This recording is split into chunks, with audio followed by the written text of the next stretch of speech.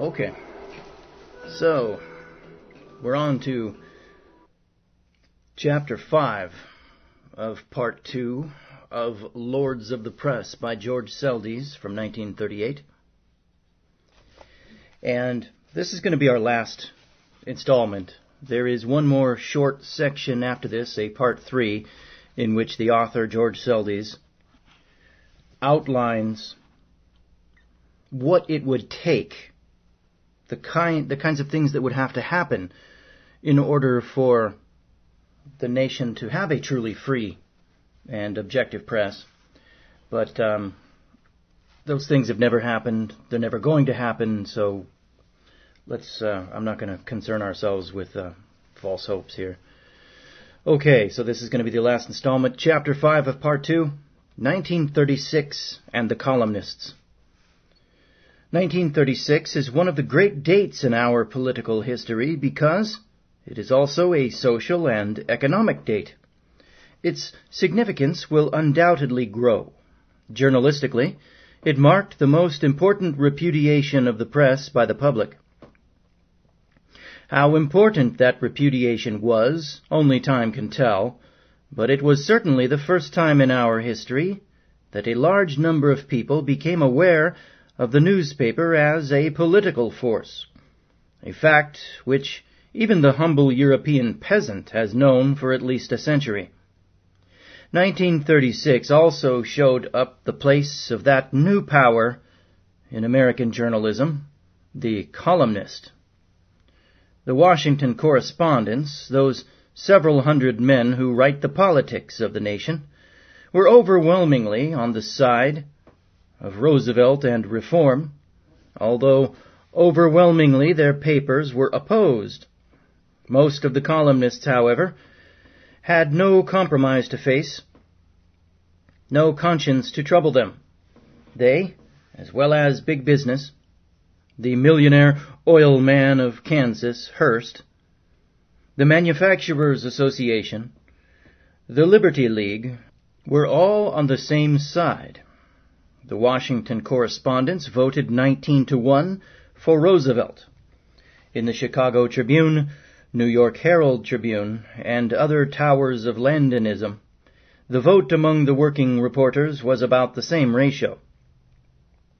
When politics cooled in 1937, the editorial board of the New Republic prepared a study of the press and the public, which said that among the debris scattered across 48 states on the morning of November 5th, 1936, quote, were the microphone of Father Coughlin, the silk hats of the Liberty League, the high stiff collar of Dr. Townsend, and, like the accumulation of wreckage left by the recession of every flood, the power of the press. Some of the country's foremost columnists were included in the repudiation of the press, unquote. The general press repudiation, the circulation figures, the number of newspapers, and other statistical tests of the repudiation of 1936 do not tell the whole story. Editor and publisher, for example, tries to make out a case for its friends, the membership of the ANPA, from the fact that 1935 circulation figures were used by the liberal journals in estimating the readership of 1936. I do not think it necessary to quibble. The fact is that if the press was not 9-1 against Roosevelt, it was 7-3 or 6-4 against him, and that in 1938 this percentage increased still more. And the reason, as Captain Patterson of the New York Daily News so bluntly said, had more to do with pocketbooks than principles. The fair, impartial Christian Century, without using statistics, said that thousands, probably millions, of the ballots cast in the 1936 elections were not merely for Roosevelt, but votes against the newspapers in general. Quote, Election Day, 1936, was Judgment Day for America's daily press, unquote. Unfair, partial apologists for the publishers have listed the papers in the solid South, with their millions of readers, without explaining that no opposition press existed there and no contest. On the other hand, the anti-press case would be made much worse by testing the specific gravity of the papers officially listed as pro-Roosevelt. In New York City, for instance, the Post, the World Telegram, the Times, and the News, with more than 2.5 million circulation, are listed as supporting Roosevelt, against 2.25 million for Landon in the Hearst Press, the Herald Tribune, and the Sun. A rather fair setup, but one must not rest on figures. One must attempt to measure emotions. The passion which Hearst put into his pro-Landon campaign was a combination of all the yellowness which has made him notorious for half a century and earned him the boycott of most decent and intelligent people in America at long last. As Dr. Beard recently pointed out, there was no cesspool which Mr. Hearst has not searched, no art of character assassination which he has not practiced. And so, stories were invented, headlines were colored, news was puffed up or suppressed, and everything possible done to smear and destroy the reformer in the White House. The Sun refrained from yellowness. It ran no gargantuan headlines, invented no pure fakes, kept out of cesspools, but it showed that in a nice, gentlemanly, well-bred, upper-class and aristocratic manner, it was able to join hands with Hearst in coloring and distorting and smearing. If Hearst journalism reeked of the sewer, the Sun's smelled of a royal charnel house. The Herald Tribune gave its usually biased Republican news.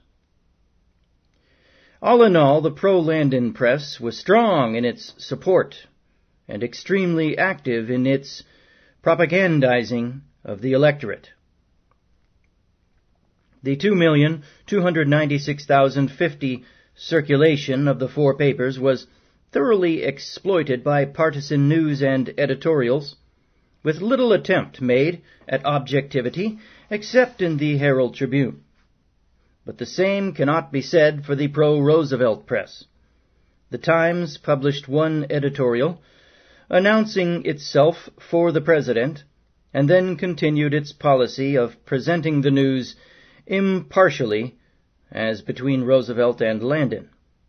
Its editorials were never alarming or decisive. Its editorial policy did not affect the news. The World Telegram supported Roosevelt, but it was not with any magnificent enthusiasm. Its support was not very strong. It did not color the news, suppress or distort, or indulge in the usual tricks of the rival pro-Landon press. The news was strongly pro-Roosevelt. This support was important. But the news was broad-minded enough to inaugurate a quote-unquote battle page in which the Republican and Democratic parties would tell their stories, deride the claims of rivals, put over the worst sort of propaganda. The Republicans made great use of this page in the Democratic news. The Post was 100% for Roosevelt. If, therefore, an attempt is made to gauge the quality as well as the quantity of circulation, it will be found that the Landon support was actually more intense than the cold figures indicate, and that a considerable proportion of the Roosevelt figures cannot be rightly placed in his column. In other words, the 71% pro-Landon circulation in what the New Republic called the 15 competitive areas where both candidates had a chance of winning, is actually opposed by less than the 29% pro-Roosevelt circulation of the statistics. Curiously enough, in 4 large cities where the president had not one newspaper on his side, he won by about 2-1. In Chicago, where the circulation was almost 10-1 for Landon, and that favorites on Knox, the voting was just under 2-1 for the quote-unquote outside agitator. Apologists for the press are still interpreting the 1936 figures in an attempt to restore prestige out of debris. But even they admit that the majority of the papers, the circulation, the editorials, and the bias were on Landon's side, and that Landon was defeated by just about an inverse ratio. Columns of strength.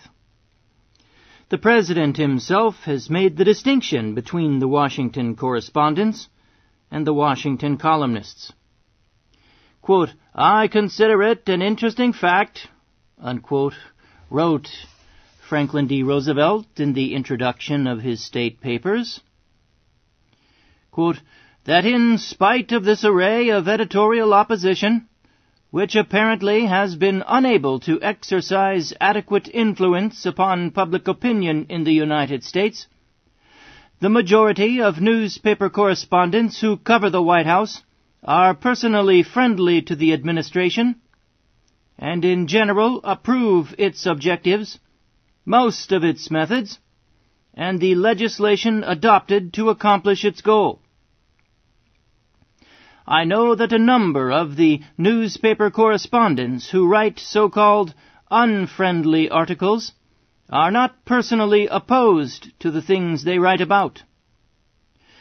I think that the first part of this anomaly can be explained by the fact that many hostile newspaper owners require their Washington correspondents to give their news dispatches a critical or unfriendly touch.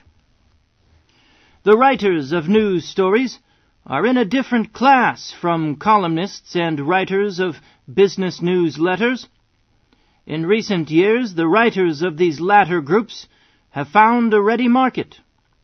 In most cases, their columns are based either on the pure imagination and invention of the writer, or untrue gossip, which, of course, can be obtained almost for the asking to fit any objective. These pseudo-news services do little real harm, however, and are generally praised as having little value, so far as really affecting public opinion is concerned.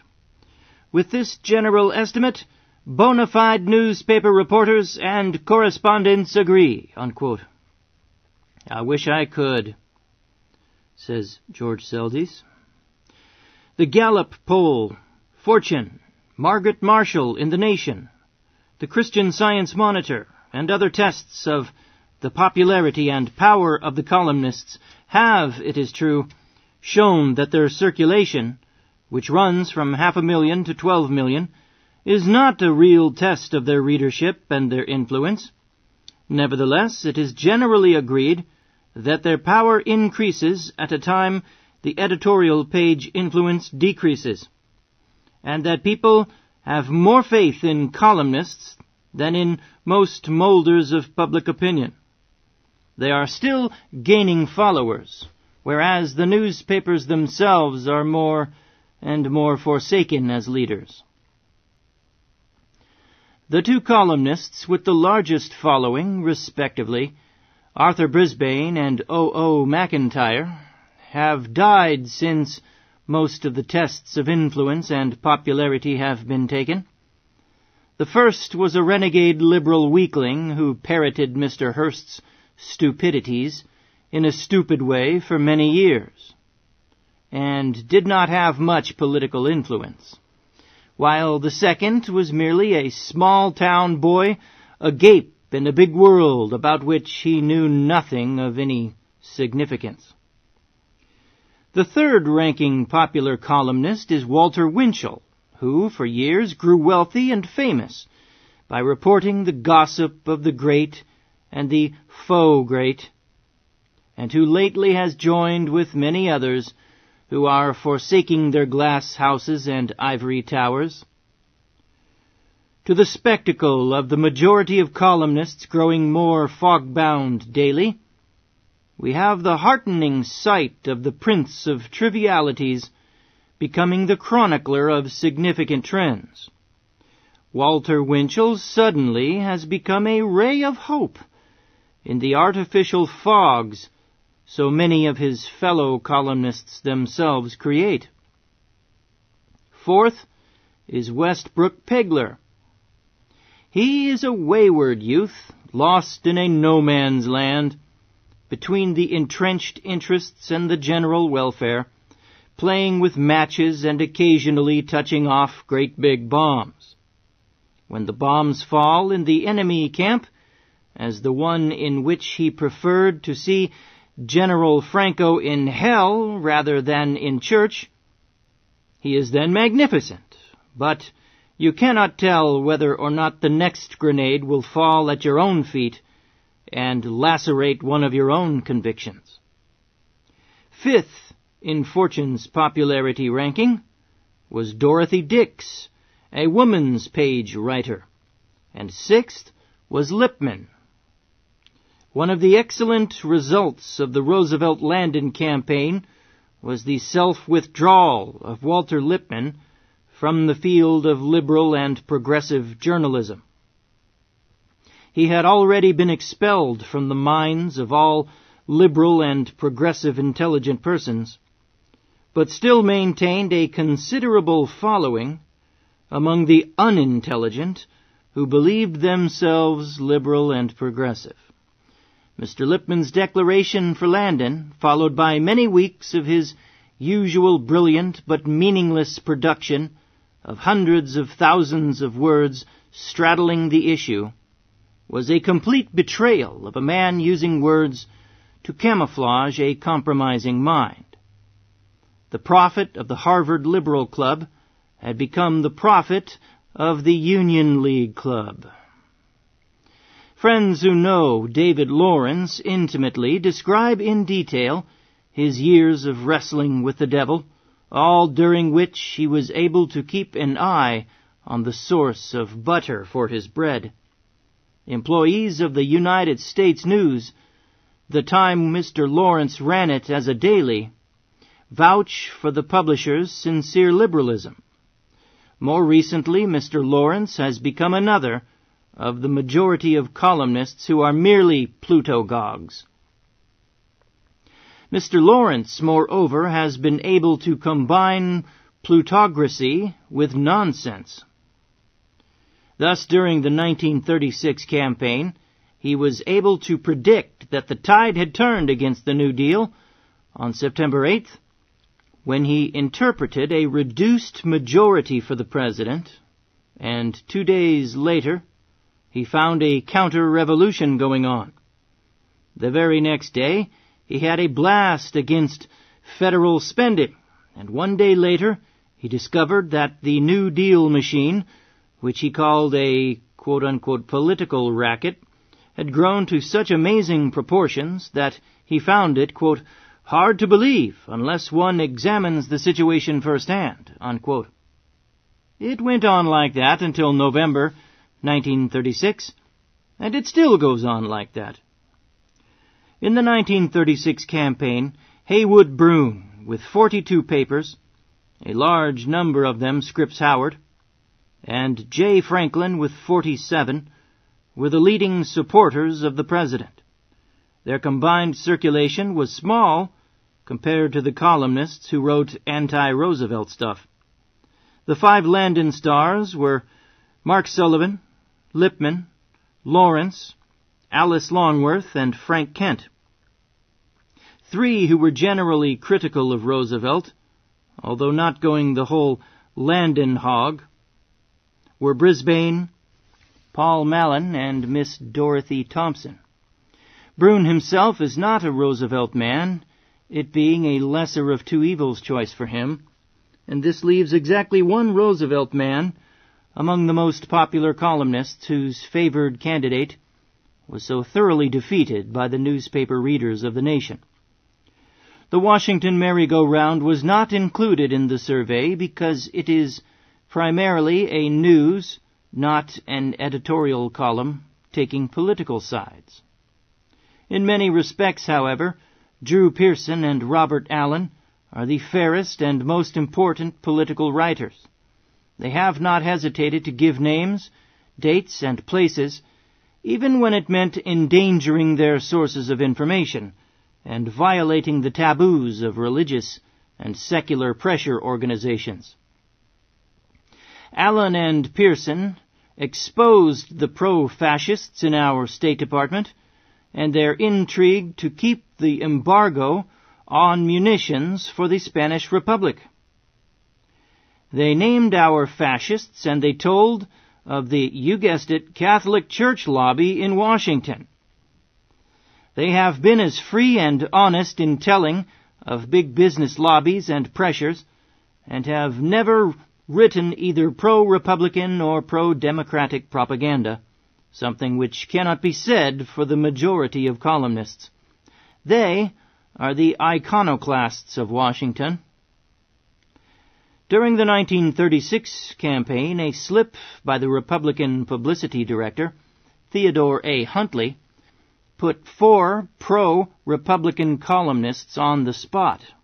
Huntley had written to Republican editors offering assorted Republican propaganda, adding, quote, "We have thought of a daily or weekly political letter out of Washington, and could arrange for this if there were a sufficient demand for it. Most of you, however, undoubtedly will prefer to run the letters of Mark Sullivan, Dave Lawrence, Frank Kent, Paul Mallon, or other syndicate writers available to you through the regular services," unquote. Charles Michelson, Democratic Party publicity director and former Washington political expert for the New York World, saw this letter and blew up righteously. He answered with a broadside, quote, "The Republican National Committee has formally taken over the 3 musketeers of anti-administration, Frank Kent, Mark Sullivan, and David Lawrence," unquote. Michelson thundered. Parenthesis. Mr. Mallon's name was not included in parentheses. Quote, "Now, I don't know that the Republican organization had the permission of these eminent and talented gentlemen in presenting them as the authors of campaign material. In fact, I have received intimations that they considered the Democratic organization was being unfair in listing them as Republican propagandists.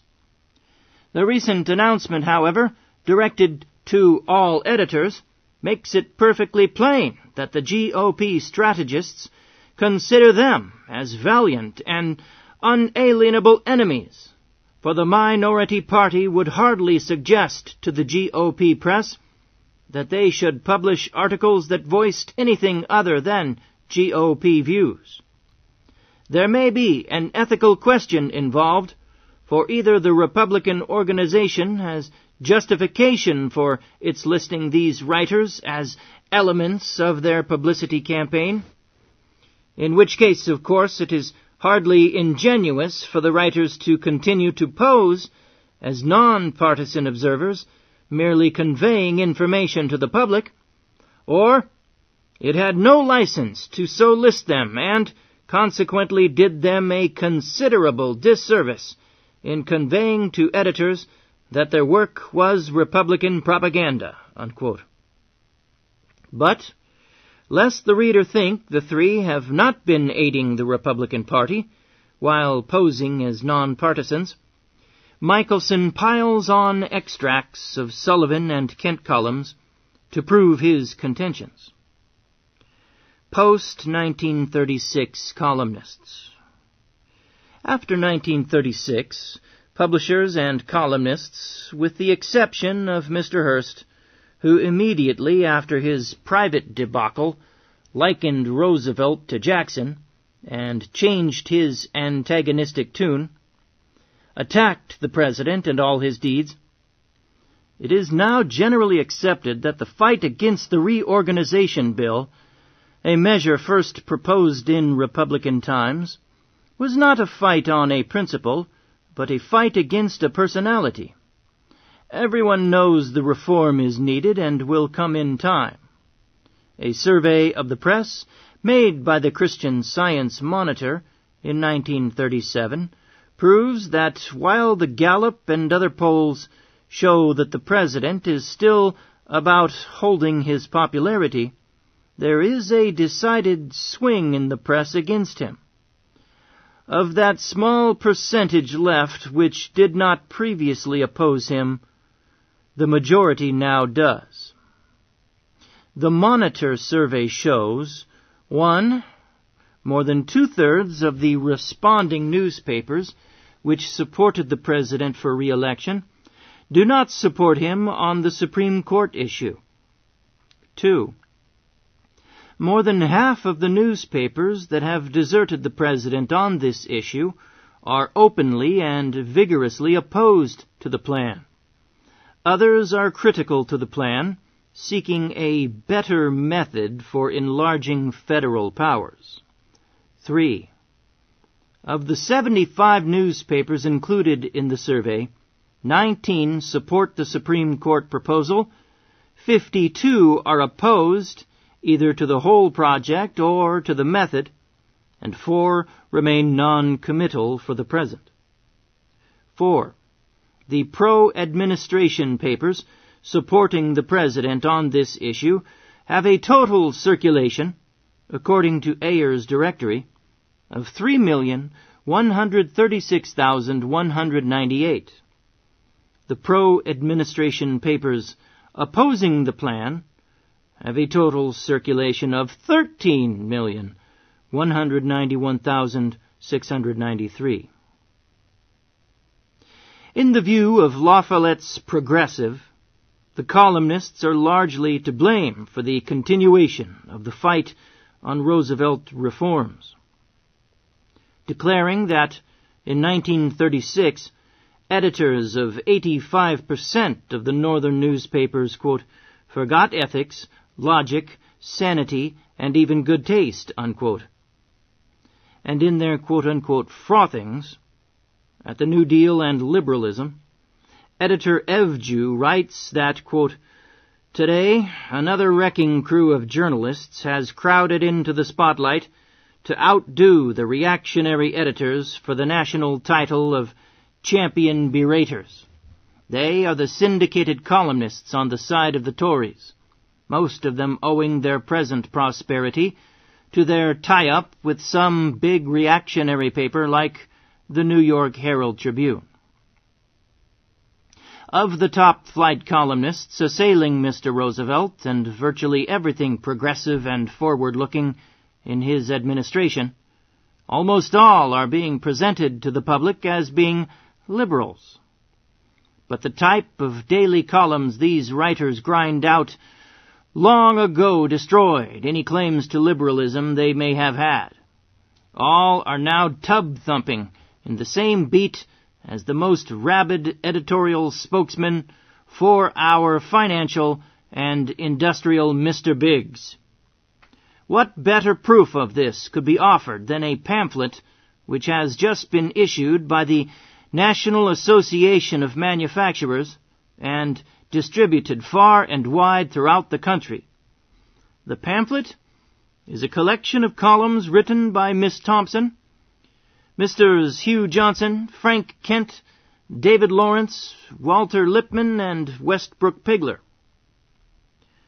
The label of the National Association of Manufacturers on a collection of columns by these writers ought to be enough to convince most people of the utter hypocrisy of any claims of liberalism that are made for them by their sponsors. If they had been kissed en masse by the Liberty League, as they have frequently been kissed individually and privately, their sham and pretense of being liberal could not have been more thoroughly exposed. Unquote. All one had to do is pick out any measure or idea which any liberal editor organization or individual approves, and it will most certainly be attacked by the core of ex-liberal columnists, the most noted of whom are the subject of the succeeding chapter. There was a time when liberals spoke for public ownership of the railroads and the public utilities. But today, the utilities republish the friendly views of the columnists. Messrs. Lippman and Sullivan and Miss Thompson united in demanding that the President make peace with the utilities.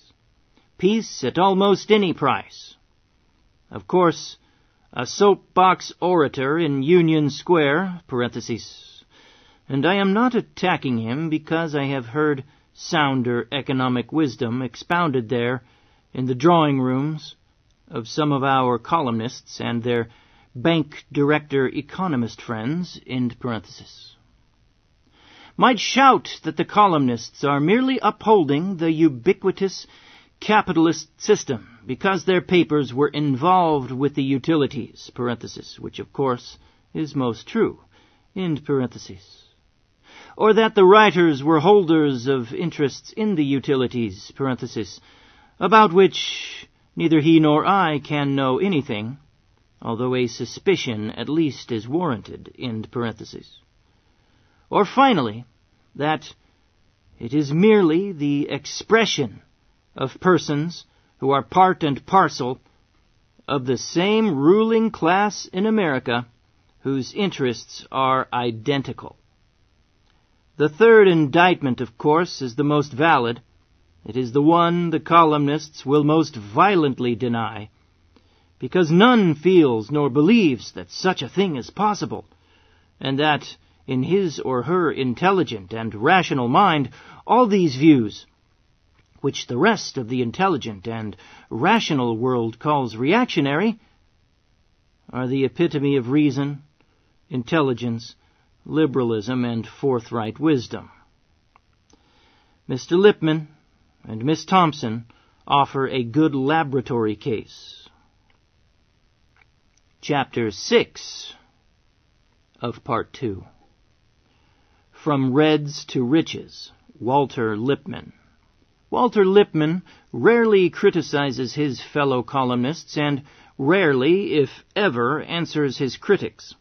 Like great newspapers themselves, and the Pope only on the occasion when he is speaking ex cathedra on matters of doctrine, and that only since about 1870, Mr. Lippmann maintains a pose of infallibility.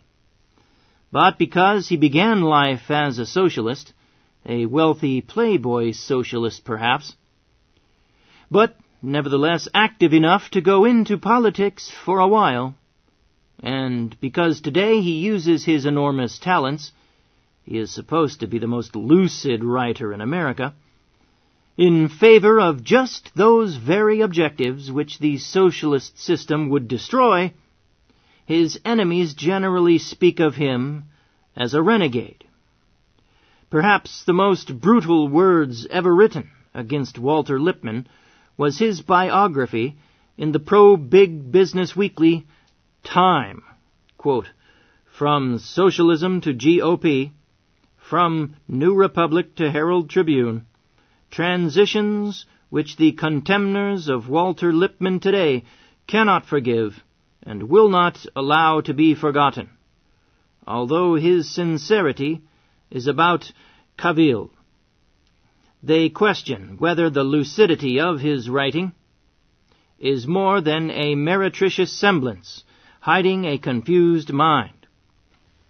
Sharpest dig at Walter Lippmann was made by Mabel Dodge Luhan, whose Manhattan salon Lippmann frequented as a young man. Walter is never going to lose an eye in a fight.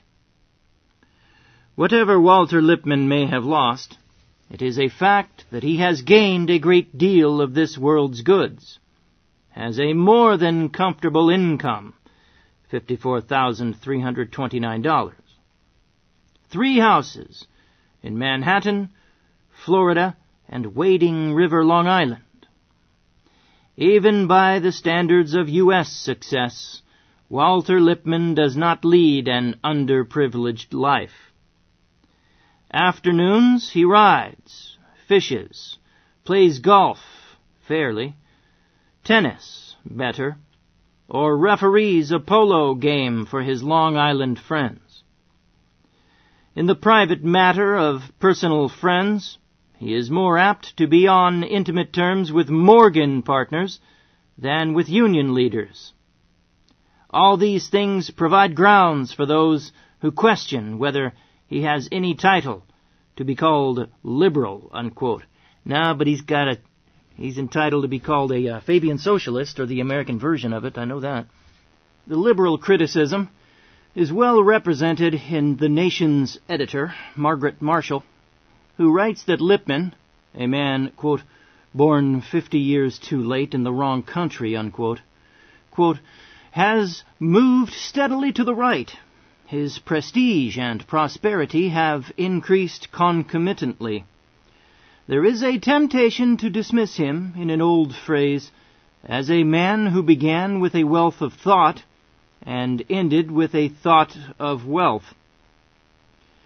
But the Lippmann processes suggest a multiple and more subtle diagnosis.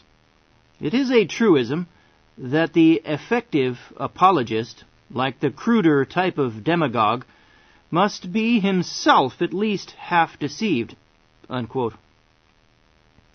Lippmann, she adds, quote, removes himself from the battlefield and yet maintains his claim to liberalism.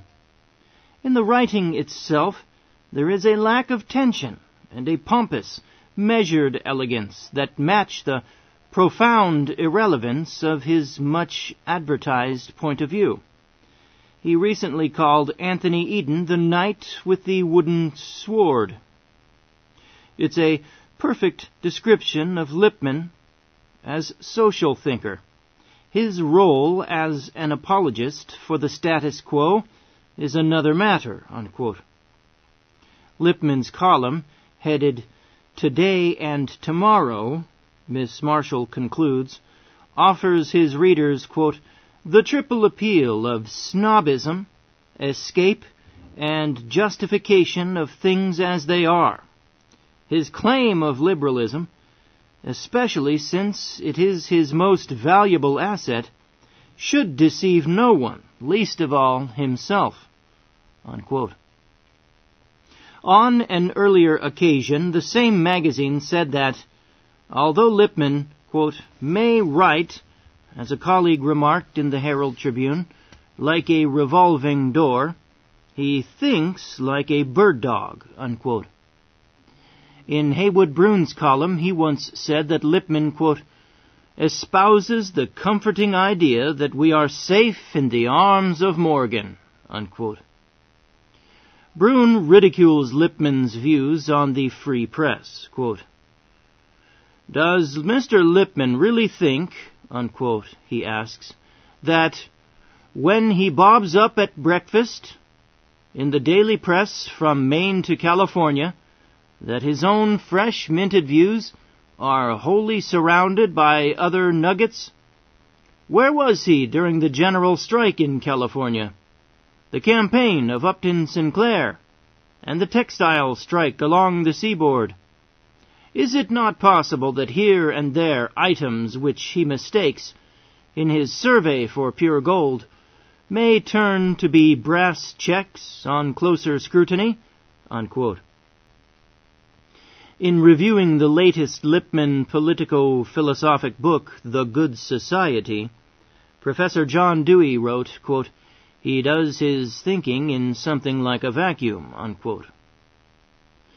On Mr. Lippmann's becoming a Republican, and John T. Flynn insists that fact, and not Lippmann's becoming a Landonite, should be recognized, Flynn wrote the Requiescat in Pace for his ex-liberal colleague.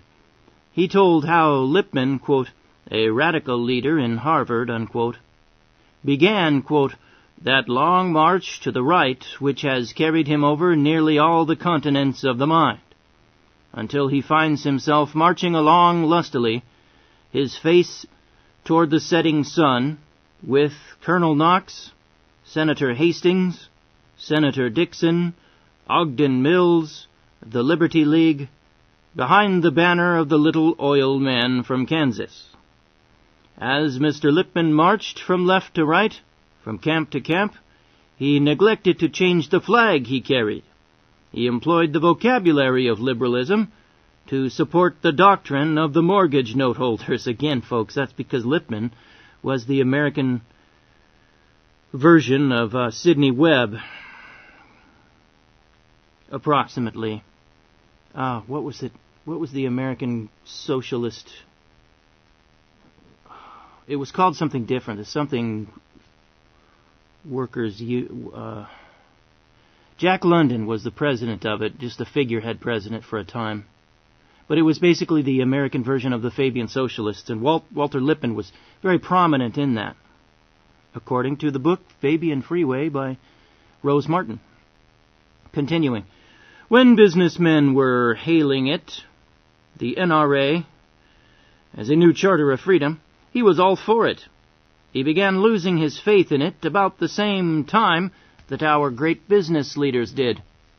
When the poor banker and broker hath cried, Lippmann hath wept. He was profoundly distressed at the munitions investigation.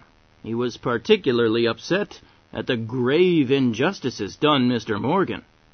He was as much against the War Profits Bill as Charlie Schwab, and as much against the Neutrality Act as the DuPonts. He was against the Utility Holding Company Act, against government interference in business, and has revealed as tender a sensitiveness to the terrible doctrine of soaking the rich as Andy Mellon or Albert Wiggin. Time has made him into as good a Republican as Ogden Mills. After all his wanderings, he is home at last, unquote. Finally, here are a few hard words from the left. Lippmann had contributed to the old masses. Writes A.B. McGill in the New Masses, quote, Lippmann once sneered at John Reed. Reed is dead and Lippmann is alive. But in this case, all the life is on the side of the dead. The words of Jack Reed will be meat and drink for the hearts and minds of free men in generations to come, when the name of Walter Lippmann is not even a whisper in the wind, unquote. And Corliss Lamont writes, in the same weekly, quote, Walter Lippmann constitutes an American tragedy. Starting out as a radical and a socialist, Lippmann ended up by giving over his exceptional gifts to the service of reaction, smirkingly posing as liberalism. And by some strange coincidence, he at the same time attained an eminent position in New York and Long Island society. Parenthesis. This cannot be charged to sour grape snobism coming from the son of Thomas Lamont. End parenthesis. We should not be surprised when young radicals become old or middle-aged Tories, but it is legitimate to feel disappointed, unquote. But Walter Lippmann is not without new friends. Here, for example, is the accolade given him by the Brooklyn Tablet, the leading pro-Franco publication in this country. It writes editorially, quote, As Walter Lippmann grows older, his viewpoint becomes wider, and he sees through the half-baked liberals. His articles unmask the shoddy thinking and hypocritical practices of the advanced thinkers of the left. The Tablet, as one of his old critics, is glad to salute him today as a teacher who is performing fine service in ranks where true liberalism seldom gets a hearing, unquote. The heading over this paragraph, in this official organ of, you guessed it, the Catholic Church in Brooklyn, is Lippmann is awake. Wow. That's why this book is so valuable. It documents the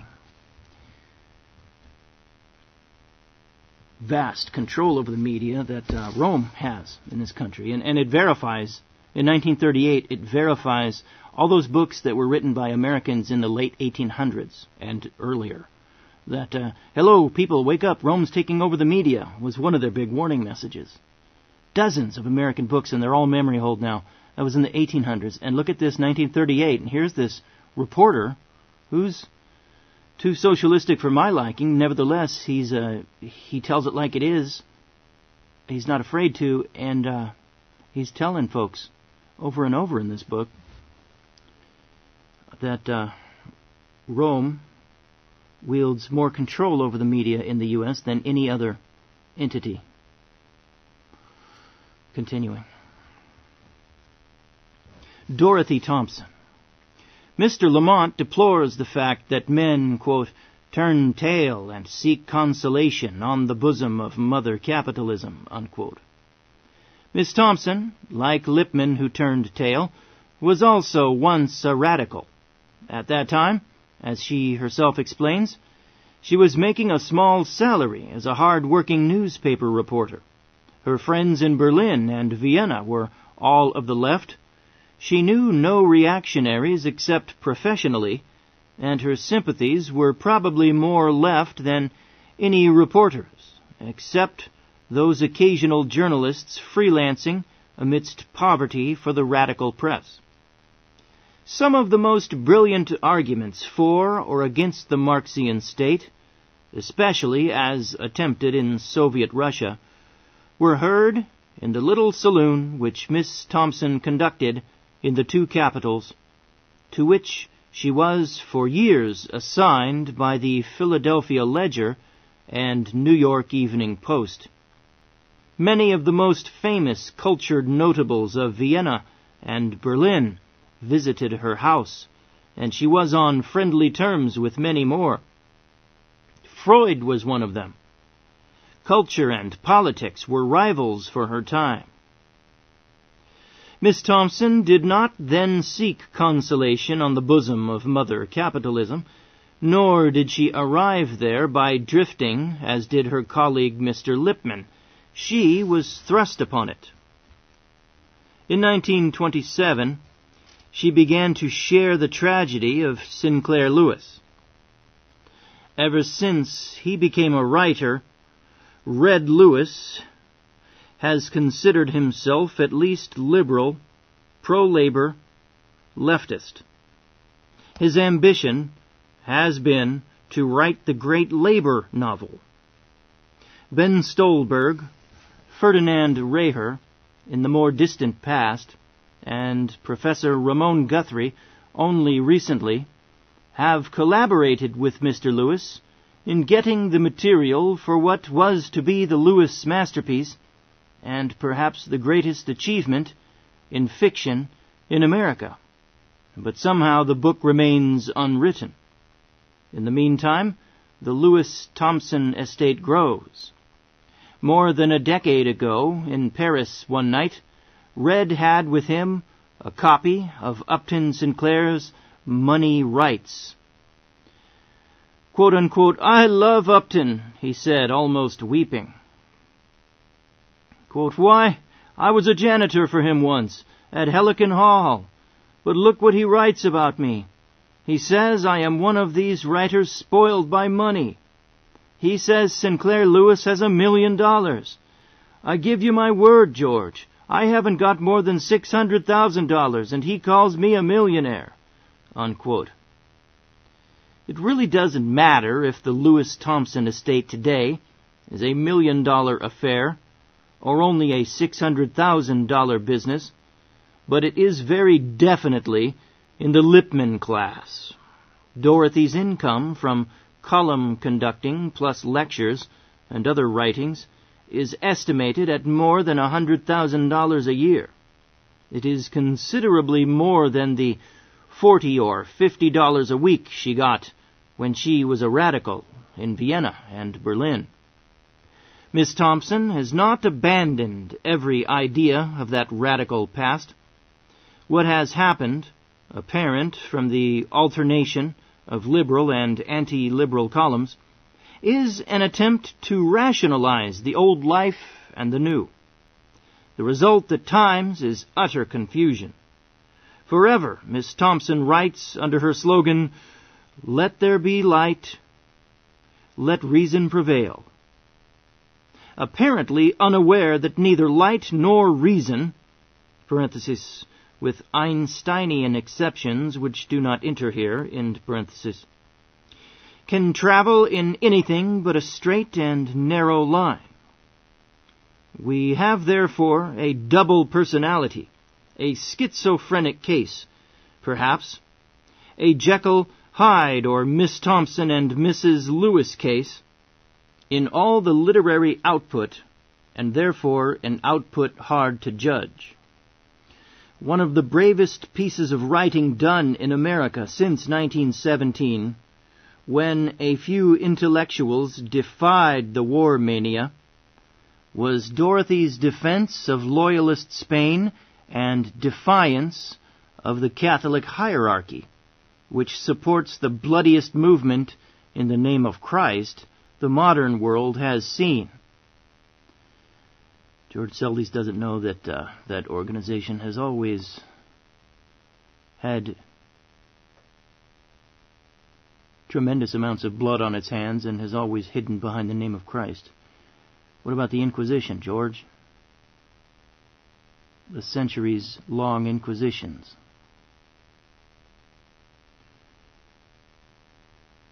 Continuing, Miss Thompson denounced the murderous fascist aviators who destroyed Guernica and who killed 10,000 civilians in Barcelona and other loyalist cities.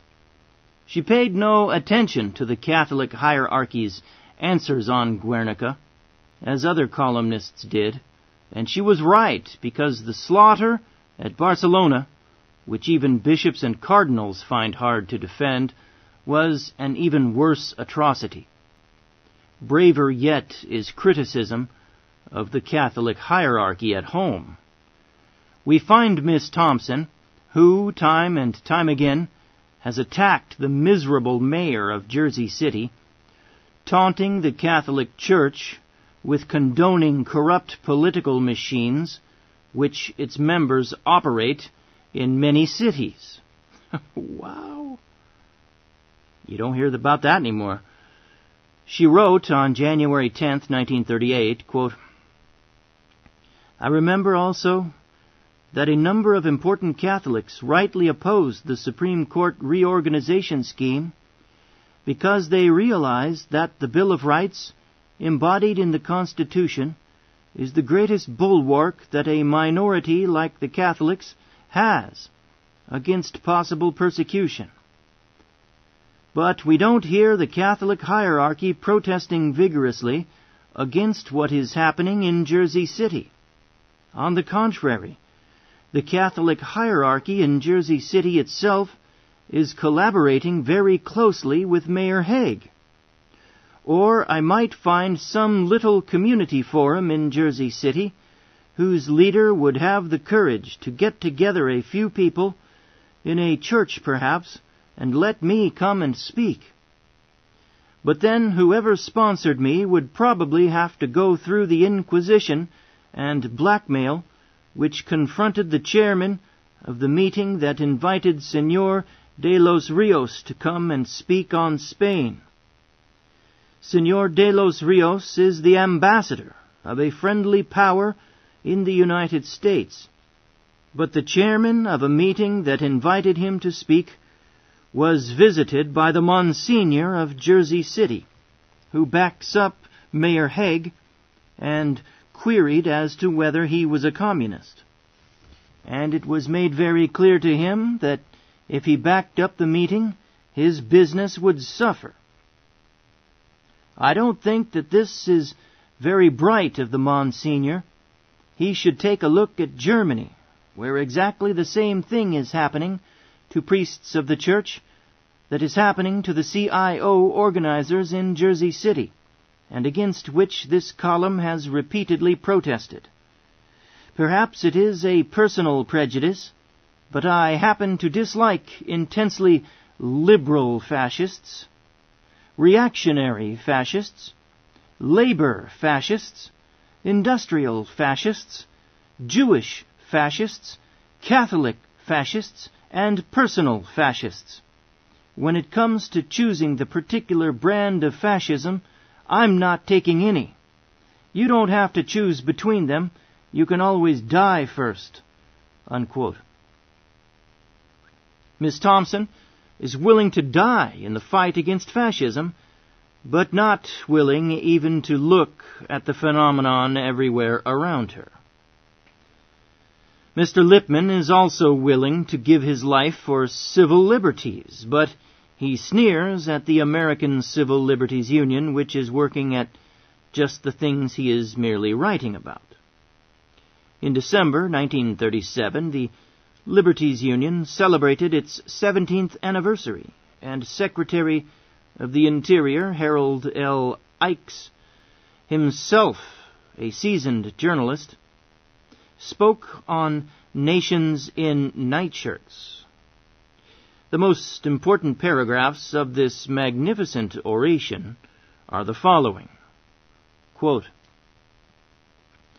"And just as certain nations, uttering the excuse that they are stamping out communism, commit crimes at which savages would blush, so in our own land those who would undermine our democratic institutions do it under the same hollow pretense. Every candidate for office in America who lacks a real issue proceeds to shout communism. Any male or female hysteric, gluttonous for notoriety, and unscrupulous about achieving it, can always uncover a red network. Employers who deny to their workers the right to associate together in a labor union for the common good of all frequently declare that they do so because of communistic influences which are at large in their factories. It does not require much intelligence to see that such communism may become a wooden horse within the bowels of which ruthless fascism may enter the shrine of liberty. As a matter of fact, it is the fascist-minded men of America who are the real enemies of our institutions. They have solidarity, a common interest in seizing more power and greater riches for themselves, and ability and willingness to turn the concentrated wealth of America against the welfare of America. It is these men who, pretending that they would save us from dreadful communism, would superimpose upon America an equally dreadful fascism. Supposedly liberal writers who have droned on quietly for years, while the Tom Girdlers, the Jimmy Rands, and other corporate czars dictated the labor policies of the nation, suddenly become alarmed for human liberty when it is proposed that the state protect the worker who cannot protect himself. We see a Walter Lippmann with the obsequious dignity of a butler, shoving intellectual fodder into the rack for the fascists whom he once despised. Our ancestors fought to prevent a state of censorship of news and ideas. Our ancestors did not fight for the right of a few lords of the press to have almost exclusive control of and censorship over the dissemination of news and ideas. Yet, under the stress of economic forces, our press and news agencies are coming more and more under the domination of a handful of corporate publishers who may print such news as they wish to print and omit such news as they do not wish to print. They may even color the news." Unquote. Mr. Ike's whole speech was reasoned and temperate. There were suggestions that Mayor Haig, the Chicago interests responsible for the Memorial Day massacre, concentrated wealth and special interests are the fascist-minded men of America. In some newspapers, the enormously headlined Manufacturers Association Congress speeches were opposed by that of Ike's. The New York Times and the New York Herald Tribune naturally sneered at the Secretary. But Mr. Lippman, instead of applauding the true libertarian, attacked him most bitterly. There has been a vast amount of oratory about human liberties, he wrote, quote, but barring some notable exceptions, the orators have been taking no great risks. And then we see Secretary Ike's, honorable veteran of good causes that he is, appearing before the Civil Liberties Union and talking as if he and his partisan associates were the last lone defenders of liberty in America, that to be a critic of what the New Dealers are doing is to be engaged in a conspiracy against the rights of man. There is less excuse for Secretary Ike's than there is for Mayor Haig. Mr. Ike's has known better, and is capable of knowing better, and it is tiresome of him when, adopting the idiotic tactics of a man like Mayor Haig, who calls all his opponents communists, he calls all his opponents fascists. And then there is the National Association of Manufacturers, which has just been in session in New York and has listened to many excellent orations on liberalism and has made many sensible and liberal declarations of its own. That is why the Civil Liberties Union ought to defend a few economic royalists, and why the National Association of Manufacturers ought to defend a few CIO organizers." Unquote. The foregoing column is a fair example of the Lippmann confusion. Ike's does not call all his opponents fascists, only employers who deny their workers human rights, the men of concentrated wealth, the fake liberal writers, the lords of the press who suppress the news, and the very same parallel elements here who bought and paid for the fascist and Nazi movement abroad. So long as one attacks the foreign fascists, Mr. Lippmann recognizes the common enemy and joins in the battle. But it is impossible for him to see the Liga Industriale, or Confederazione dell'Industria, in the NAM, Signor Olivetti in Mr. Girdler, the Confederazione Generale del Lavoro in the CIO, or the Union of German Steel Makers and Fritz Thyssen among his friends in the Union League Club. It is always all right to gore the foreign ox. As for the Civil Liberties Union, it is doing just what Mr. Lippmann suggests, much to the alarm of its old friends. After almost 2 decades of producing proofs that the victims of injustice are always the laboring men and the members of minority groups or followers of minority ideas, the Union has gone to the defense of Nazi organizations, the author of a vicious book attacking liberals, and even economic royalists in rare instances when the law, always used by them to suppress ideas, has turned against them. Columns such as the foregoing are not only confused, they are inaccurate and unfair, and apparently the product of a mind at conflict with itself. And like Mr. Lippmann, Miss Thompson is always on the defensive about her, quote-unquote, liberalism. She regrets the, quote, ridicule by our liberal friends, unquote, in the Supreme Court fight. Addressing the Lotos Club, she said, "We are living in the midst of lost words. Radical, quote, a glorious word originally, unquote, denoting a, quote, man who looks for truth, who wants to get at the root of things, unquote, was one of them, but radicals today are those, quote, who accept with blind obedience a dogma which will not stand the test of any kind of disinterested thinking, unquote. Conservative, quote, a beautiful word, full of meaning and very feminine, unquote.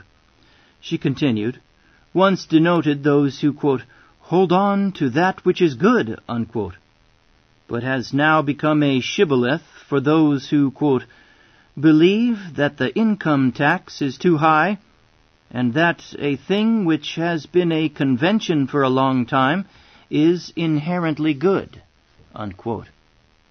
Liberal, however, remained the most American and the most humane of all words. As for the speaker, she concluded that she would like to be, quote, a radical as a thinker, a conservative as to program, and a liberal as to temper, unquote. Apparently, the lost words have strayed into a wilderness of thought. Part 2, Chapter 7. And we'll make this the last chapter.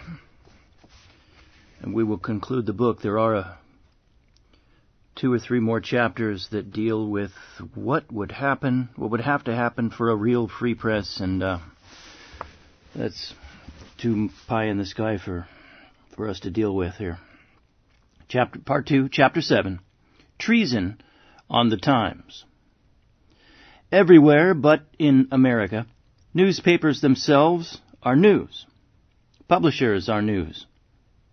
Our own journals almost daily report that Rothermere supports Hitler, Beaverbrook warns Parliament, Gaeta threatens loyalist Spain, or Italian press for war, and German press defiant. But with the rare exceptions of a Greeley, a Harding, or a Knox running for office, our great press lords prefer to remain anonymous in their power.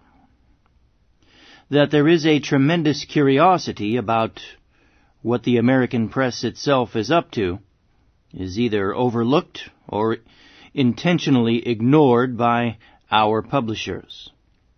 Parenthesis. That they suppress or bury all items about their own affairs is an old story. End parenthesis. Many laymen find the press sections in Time and Newsweek the most interesting departments. Many mourn the infrequence of Guy Fawkes's The Wayward Press in the New Yorker, which once took the metropolitan papers for a hebdomadal ride. What in the world does hebdomadal mean? Hebdomadal? Wow. Continuing. And thousands of leading citizens buy the liberal weeklies largely for their inside stories of what the great newspapers are doing or misdoing. Among the rare and usually ephemeral publications produced by newspapermen these days, and devoted entirely to criticizing or exposing our press, there have been the Hearst Worker, the Scripps Howard Beacon, the Brooklyn Eagle, Eagle Eye, and the most sensational success of all, the monthly secretly started as Better Times and now published as The New Times. Although the objective of every attack is the New York Times itself, I select this publication for that very reason, because in my opinion, the New York Times is now more so than ever the most important paper in the country, and criticism of it constitutes a criticism of present-day journalism. It also shows what the extreme left thinks of our foremost journal. Volume 1, Number 1 of Better Times appeared in November 1937. It had two mottos: all the news and free the press. It was frankly, quote, published by the Communist Party units of the New York Times, unquote. That fact itself was sensational and disarming. No one could drag a red herring across its trail. It admitted it was itself the red herring. But my investigation shows that about 3/4 of every issue is contributed by non-communists. The sheet was dedicated to the several thousand employees of the paper. In a later issue, a 4-point program was given, number 3 being to, quote, expose false and misleading news in the Times. We believe that the press cannot be free as long as it is privately owned, but despite this we shall try to point out to the Times workers the fact that the Times is far from the impartial medium that it pretends to be. We demand the removal of the fascists Carney and Cortese, unquote. 3 methods are used in the attack. First, the time-honored deadly parallels with Herald Tribune and other Tory headlines compared to the disadvantage of the Times. Second, comparison of Times headlines and news items in the light of later developments which disprove them. And third, the exposure of really secret intramural news. From the first several issues, it would appear that the conservative or Tory press was fairer to the CIO in Michigan troubles than the supposedly liberal pro-New Deal Times.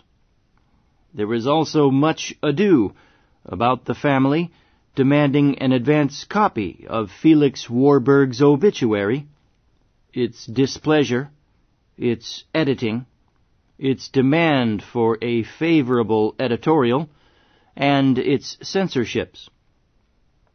With the second issue, the note of bitterness enters, the lie direct is passed, and a gossip column appears permitting considerable personal stabbing. The first item, headlined, Red Baiting Times Story Proven Lie, says of a report that, quote, Reds in Union urge new type General Motors war, unquote, that, quote, this story is a complete fabrication and is just one more instance of the Times policy of coloring news when it affects a large advertiser, unquote. The first item in the gossip column, Topics in the Times, mildly relates the fact that night managing editor McCaw wrote managing editor James that the office boys had not been paid their promised extra for election night. Quote, it's things like this that make them join the newspaper guild, unquote. Innocuous as this story appears, it exploded tremendously in the Times editorial office. How could a note from a night to a day editor, handwritten, sealed, personal, become public?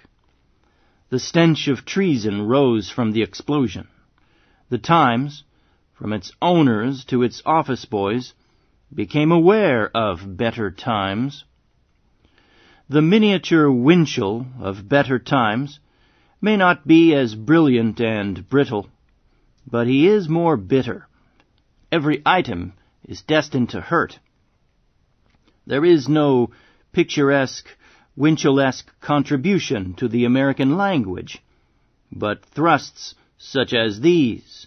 Quote, "What prominent member of the classified advertising department is greatly interested in the German-American Bund, the Nazi organization?" Unquote. Quote, "When Colonel Adler is in uniform, his chauffeur must give him the regular army salute." Unquote. Quote, "What semi-executive had better stop making passes at the girls in his department if he doesn't want to be reported or arrested? The only reason he hasn't been turned in is because of his wife and baby." Unquote. Quote, "Joe Chaplin now calls Oliver Holden Fink, and Holden calls Chaplin Trotskyite." Unquote. Quote, "Despite the Times editorials favoring a boycott of Japan, the ornaments on the Times Christmas trees were marked Made in Japan." Unquote. Quote, "Speaking of Carney, his cable to Sulzberger to the effect that the other correspondents would not accept him socially because he didn't wear riding boots arouses our sympathy." Unquote. Quote, "When so-and-so was fired for guild activity, his job was given to so-and-so, spy for the 14th floor in the advertising department." Unquote. Quote, "Alexander Kerensky's tour of the United States was sponsored by Simeon Strunsky." Unquote. Quote, "Harold Denny will soon be withdrawing from Moscow." Unquote. Quote, "Olin Downs, music critic, was one of the sponsors of an affair for the benefit of Loyalist Spain recently, but lost his nerve." Unquote. Quote, "Arthur Hayes Sulzberger told George Seldes not long ago that he would like to fire William Carney, General Franco's press agent on the Times payroll, but couldn't do so now for fear of losing face." Unquote. Investigation shows the majority of these items true, but I object to the last item. Mr. Sulzberger did not tell me he would like to fire Carney, and couldn't for fear of losing face. It was simply a gossip column rumor, a distortion, and it brings up the whole question of the reliability of Better Times, because in many respects it is an important publication, since it is the one critic of a great institution which hitherto has held itself above criticism. The cheap and easy trick is to say, as Romans did, falsum in unum, falsum in omnium, and dismiss the magazine entirely. But that, in fact, is the very method the great Times recently employed when it condemned the La Follette Civil Liberties reports, because, in the 2,500 cases of industry employing spies and thugs, there were 8 cases questioned and 1 proven in error. On this error, the Times condemned the 14 volumes of documentary evidence and 2,492 unchallenged cases. A much better way would have been to investigate before editorializing. I have made a fairly thorough investigation of the entire file of Better Times and the New Times. I find, to its credit, that it had a notable scoop on Henry Luce's offer to buy the paper and Mr. Sulzberger's rejection. As for the price, Better Times reported $15 million, and the fact is that $40 million was offered. On the other hand, the story that the Times has invited F.D. Roosevelt to its editorship after 1940 is generally denied. It is true there is such talk in the air, but no action has been taken. To the credit of Better Times must go the exposure of the war correspondence from Spain, both the publication of false news from Kearny and the continual badgering of Matthews.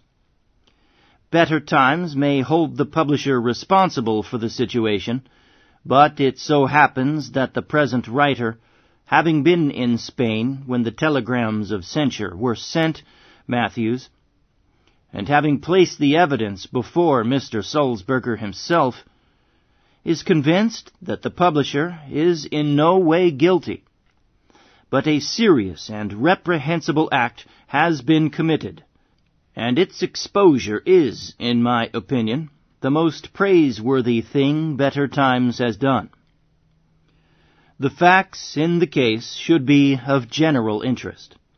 It is now well known that reactionary Catholics, as distinguished from liberal Catholics, who are either for the Loyalist government or neutral,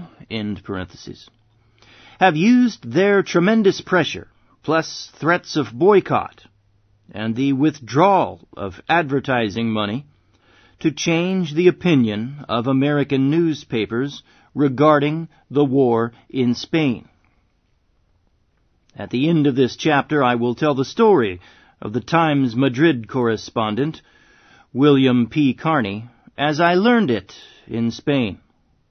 It is an excellent illustration of many things journalistic, but at the moment, the subject is the action Better Times has taken in the Kearny case.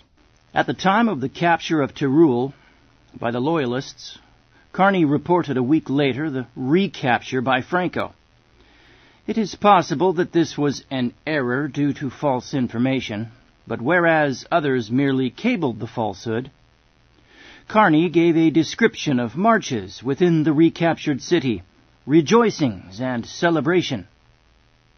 This story cannot be condoned. It is a falsehood.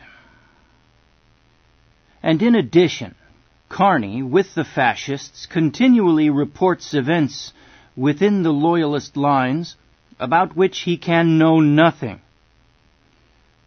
and almost every day injects propaganda into his dispatches. This is exactly what George Orwell wrote about what went on in the Civil War in Spain in the 30s. He was there, and when he got back home, he saw complete fabrication in the papers about what went on in Spain.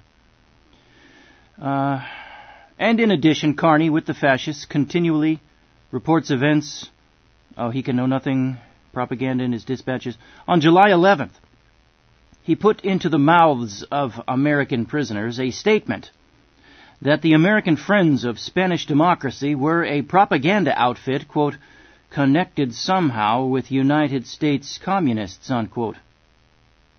Both the Reverend Dr. Rasig and Bishop Paddock protested this falsehood, which has been disproven in the Times itself months ago.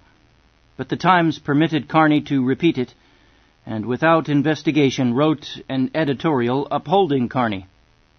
The exposure of such practices by Better Times and the New Times therefore deserves a medal for journalistic service. Not since the famous New Republic exposure of the falsity of the Russian news from 1917 to 1920 has there been such a valid criticism of the Times. As for Matthews, he was decorated by Mussolini for his war correspondence in Ethiopia. He then said, and still believes, that the Italian troops were excellent there, and the invasion probably for the best. He was friendly to Italy when he came to Spain. He has, of course, realized the rightness and nobility of the Loyalist side, but from the very beginning he has been held in check by the Times editors, whereas Kearny has had a free hand. Better Times tells the story of how the cable and managing editors have insulted and intimidated Matthews. When I asked Mr. Sulzberger about it, he told me he has never heard of such actions, and I believe him. But I know that Better Times is absolutely right in its charge. and I have not had the facts from Matthews. The mystery is easily explained when the telegrams from New York saying, "Stop sending propaganda," and "Why do you say there were Italians at Guadalajara?" when Carney denies it, and similar cables arrived in Madrid, Ilse Kolzar, the censor, showed them around. Better Times states on January 1938, page 3, column 1, that, quote, "The fascist phalanx in the bullpen," unquote, "is pro-Franco, anti-Matthews, pro-Carney. One of this group is responsible for the change between the first and city editions of the headline on Father Duffy's address, 'Priest defends fascist nations,' to 'Priest sees Soviet real foe of U.S.' This is a typical case of slanting Times headlines until they become Hearstian in their red-baiting. Night managing editor Raymond McCaw is accused by Better Times of being responsible for the order to substitute, quote-unquote, insurgent troops, wherever Matthews wrote, quote-unquote, Italian troops. This also parallels Hearst's order to change the Associated Press and UP cables, using, quote-unquote, Reds for, quote-unquote, loyalists, proof of which I have in letters from these agencies. Continues Better Times, quote, "In vain the copy reader protested the whole point of the story was Matthews' proofs of military intervention by Mussolini. So he carried out his orders with malicious glee when he came to a line declaring these troops were Italian and nothing but Italians," unquote. Does the reader remember, perhaps, his confusion over the Matthews story, which concluded, quote, "These troops were insurgents and nothing but insurgents," unquote? Better Times further charges the assistant editors with sending a pro-fascist to head the copy desk for a while, and describes his discomfiture and transfer, and also sees a plot in the orders which prevented Matthews' vacation coinciding with Sulzberger's trip to Europe.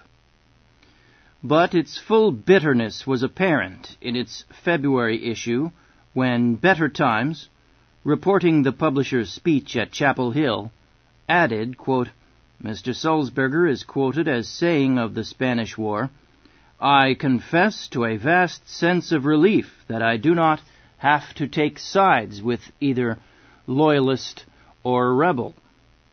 He is glad he is not compelled to choose between right and wrong,' unquote. Such an editorial opinion is hard to understand. If the communist unit knows what is really happening at the Times, and it gives factual evidence, it knows a lot, it should also understand that Arthur Hayes Sulzberger is a convinced neutral liberal, and his intentions are honest, and that he is woefully ignorant of the Carney situation and of many things that happen in his office. It is true that if the sabotage, intimidation, distortion, coloration, and suppression that happens on the Times was directed to advance any progressive or leftist cause, instead of a reactionary or pro-Franco or generally rightist cause, the editors, sub-editors, reporters, and others engaged in it would immediately find themselves out of a job. But being reactionaries, they are not only in, but going up. I think this is the most important factor about the Times at present. Mr. Sulzberger says he is a liberal. There is no reason to doubt that he himself believes his liberalism a fact. Mr. Sulzberger's idea of liberalism is to permit men of all opinions to occupy his editorial jobs, even when a majority of them are not only non-liberals but anti-liberals and ultimately enemies of liberalism. He seems incapable of spotting reactionary sabotage but smells, quote-unquote, radical disloyalty far away. In the March-April issue, The New Times, as it was now called, under the headlines, Civil Liberties Probes Sabotaged as News, said that, quote, the Times sabotaged news of the La Follette Civil Liberties Committee's investigation of the National Association of Manufacturers in the first part of March so completely that it ought to get paid with more advertising for publishing only what the manufacturers think is fit to print, unquote. I was shocked by this statement because I thought it false. I took the statement to one of the chiefs of the La Follette Committee, one of my best friends. His reply was general. Practically the entire American press sabotaged or suppressed the hearings of the Manufacturers Association. So long as the La Follette Committee dealt with strikes and strikebreakers, its hearings were reported. But when the House of Lords of Big Business was investigated, the press, including the Times, purposely threw the story down. On several occasions, the labor-hating Sun gave more NAM investigation news than the supposedly impartial Times. In the May-June issue, the Times is accused of changing to an anti-New Deal policy, and proofs are advanced. A large part of the issue is taken up with an editorial, Lenin and Jefferson. There is the usual mixture of fact with bitterness and propaganda, but this issue, as all the rest, is intensely interesting. On publication day, the Times office loses its Olympian dignity. Laughter, shouts, and a deep curse from the fascist phalanx mark the appearance of the New Times. Everyone marvels at the disclosures. Managing editor James sends a boy into the street to get 2 copies. He frequently accuses a reporter of being one of the quote-unquote disloyal who produced the sheet. To one who proved his innocence, he remarked, "Why, those blank Reds are even in Sulzberger's office," unquote. This is from Better Times in January. The secret sheet accuses the Times of sending detectives to its printing shop, intimidating its quote-unquote newsboys, and trying to put it out of business. So far as I can tell, there is nothing illegal and nothing libelous in the New Times. There are propaganda editorials which do not interest me. There are a few mistakes. There is also evidence of intense enmity against Sulzberger and the Times itself, and while this is interesting as a social phenomenon, in a world where employers still wave the old falsehood about the interests of capital and labor being identical, it is not the one significant fact. The significant fact, which is implicit, although the New Times might give monthly emphasis to it, is that the newspaper, admittedly the most important in America, and popularly believed the best among metropolitan publications, is far from being a free newspaper. Its claims to liberalism cannot be mentioned in real liberal circles. Its motto, "All the news that's fit to print," has been challenged too often. The evidence is provided in every issue of the New Times that the great canons of journalism, independence, truthfulness, impartiality, fair play, do not always thunder on the American thunderer. In fact, some of them barely whisper, and at times all are silent. The Little Times tries to make a personal devil out of the publisher. I do not think this is quite fair, but I do think that Mr. Sulzberger must realize that no matter how much he prefers to remain in the neutral background, his paper continues to push into the front line of active social political forces, The Times itself is news. It might therefore be better policy for Mr. Sulzberger to make a living force out of his announced liberalism than to let that credo become a football for some elevated police reporters who have become editorial powers and who speak of Sulzberger liberalism as, quote-unquote, the bunk. Mr. Sulzberger should not forget that his paper is so powerful that hundreds of others take their tips from it. The Times not only influences its million readers, but many more millions through newspapers which follow its policies. The New York Times today is approaching the London Times as a national institution. The truer this statement becomes, the more pessimistic must be our judgment of American journalism, because the Times proves every month that in the greatest of our papers there is also a slanting of news, an exaggeration of headlines, bias in politics, worse than bias in labor reporting, burial alive of quote-unquote bad news, subservience to big business, if not to individual advertisers, and the usual bowing down in the House of Rimmon, where the ancient golden calf has become the sacred cow of American journalism. What this little communist gadfly of a paper has proven is that even our most important and best respected newspaper is far from being free. How deplorable, then, must be that journalism of the majority of the press, which has not a fraction of the integrity and freedom from venality which the Times rightly claims.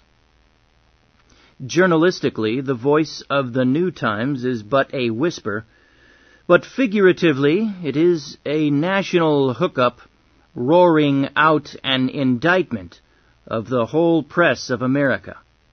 And the unanswerable point of the indictment is that our whole press, the greatest power in shaping public opinion, is not playing a fair game with the American people. The case of General Kearney. The case of William P. Kearney of the New York Times deserves special attention because it illustrates the power a reporter can have if his views are backed by a pressure group such as the Legion, any church, the NAM, or other seekers of special privilege. When General Franco marched on Madrid in November 1936, his associate, the drunken buffoon General Quiepo de Llano, speaking over the Seville radio, betrayed one of the many fascist conspiracies. He announced that Franco was marching with 4 columns and was relying on, quote-unquote, the 5th column, the secret fascist conspirators living in Madrid and pretending to be loyal, to stab the Republic in the back. This announcement resulted in the government taking appropriate action. The prisons of Madrid and Valencia are full of traitors, at least all the known ones except the thousands who were able to buy their way into South American pro-fascist embassies and the headquarters of European ministers favorable to the reactionaries and the minds and money they controlled. But no announcement has been made from General Franco in Burgos on the support his treasonable cause has had from his 6th column, the columns commanded by, quote-unquote, General Kearney in the New York Times. This support of fascism did not begin in July 1936, when Franco, after conspiring with Italian fascist and German Nazi authorities and arranging for the guns and airplanes now in use, openly began the landowners and mine owners' rebellion. This support from William P. Kearney, the New York Times correspondent in Madrid, began in the early days of the Spanish Republic. It was intensified in 1936 it became fanatical when the fascist columns were stopped. Kearny was the friend of Robles and LaRue, who formed the clerico-fascist government of 1933, and which in 1934 imported Moors and the Tercio to massacre the Asturian miners.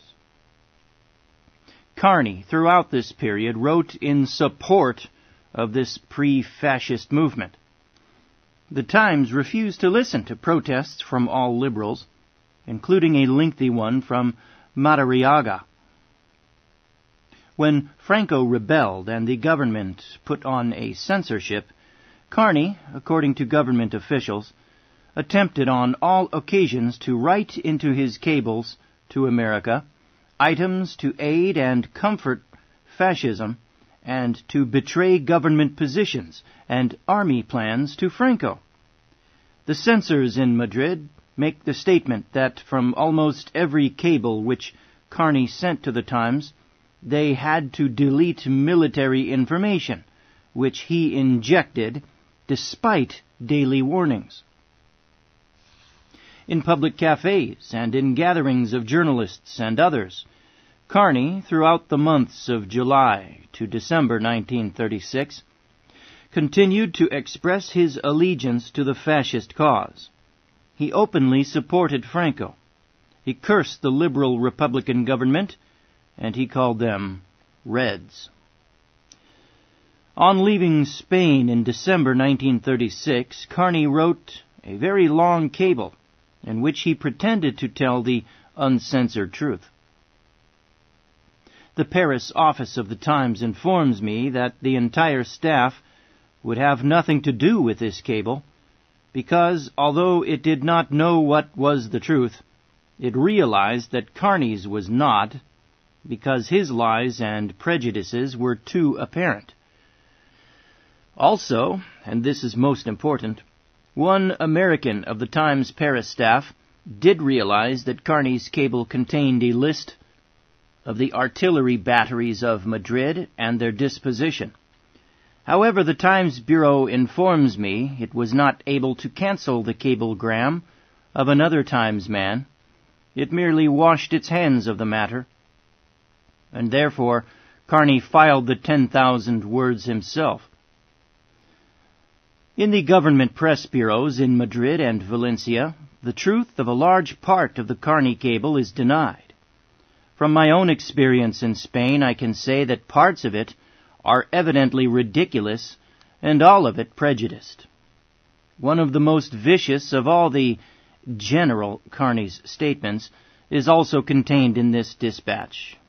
Quote, "Madrid cannot be considered an open city," unquote, says, quote-unquote, General Kearny. Quote, "Madrid is an open city," unquote, states General Franco.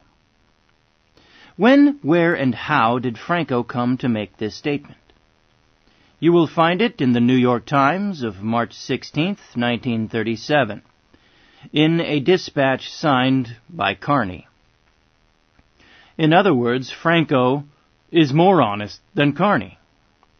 Kearny, apologizing for fascism, attempted to defend the murder of innocent people in Madrid by telling the Times readers that he did not consider Madrid an open city, whereas the man who ordered the murdering calmly admits that Madrid is an open city. Kearny, professional red baiter, then repeats the biggest myth of the Spanish War.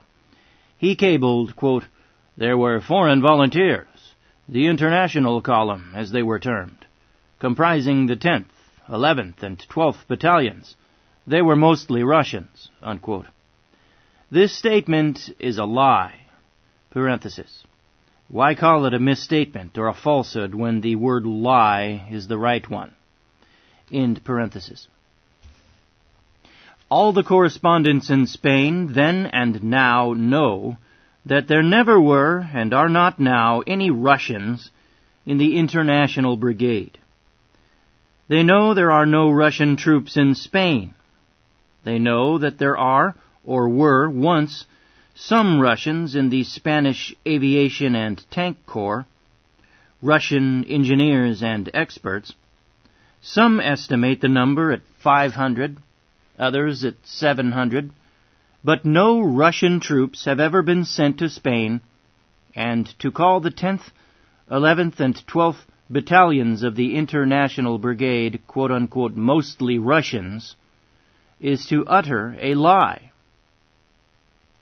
But the most vicious part of the cable is the description of the defenses of Madrid.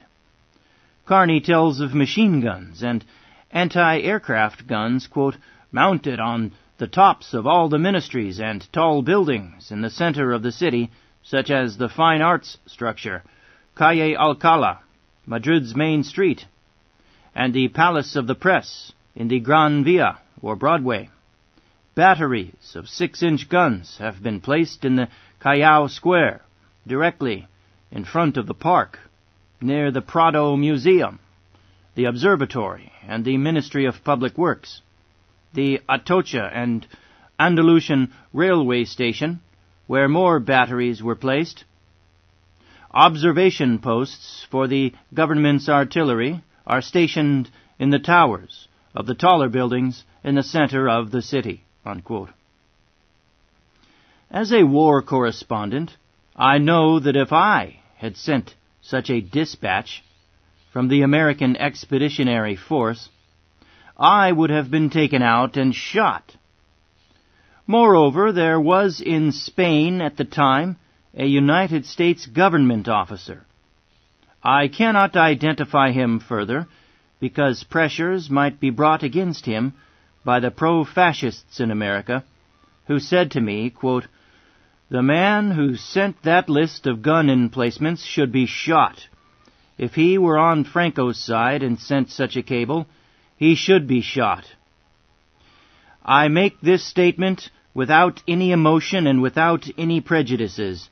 In any war, and no matter what side you are on, a war correspondent sending out a list of gun emplacements is committing an act of espionage, and shooting is too good for him.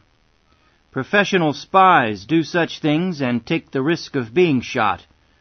But the correspondent of a big and powerful newspaper is not only committing an act of espionage, he is hiding behind the power of his newspaper, unquote. Carney also defended the slaughter of the women and children of Madrid. Quote, it cannot be helped that women and children and aged persons have taken refuge in the basements of these structures, say the insurgents, unquote. He cabled, not only trying to excuse the murders, but actually reporting from Madrid what the fascists on the other side were saying. An unheard-of feat in journalism, but an old trick in propaganda. Continues Mr. Carney, quote, dispatches submitted for censorship had to be accompanied by Spanish translations, unquote. Quote, this is an absolute lie, unquote, says Ilse Kolsar, the censor to whom Mr. Carney submitted his dispatches. After Carney's vacation in Paris in December 1936, he was sent to the fascist side, and this seems to me one of the most reprehensible actions in modern journalism. To the dismay of the entire Anglo-American press corps in Valencia and Madrid, including the numerous New York Times representatives, a new series of Carney dispatches, dated Gibraltar, began appearing in the Times. Carney had joined Franco's side. On February 25th, he began quoting the exaggerations and the murderous boasts of the Quiepo de Llano.